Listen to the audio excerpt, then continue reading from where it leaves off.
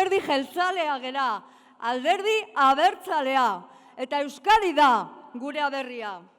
Bere herria maite duen alderdia gera. Herritar guztiak errespetatzen dituen alderdia.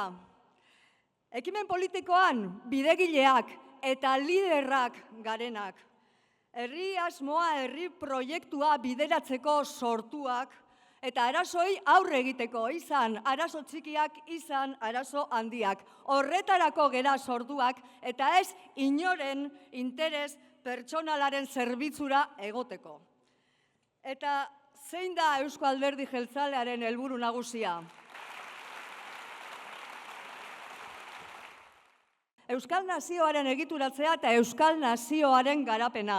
Hori da gure helburu nagusia. Beti ere Espainiatik eta Frantziatik bananduta. Aparte, hori da gure helburu nagusia. Eta horrexegatik defendatzen dugu Euskadiren etorkizuneko estatus politikoari buruzko erabaki demokratikoak errespetatuak izan behar dutela.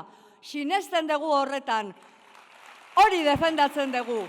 Geure etorkizuna erabakitzeko daukagun eskubidea.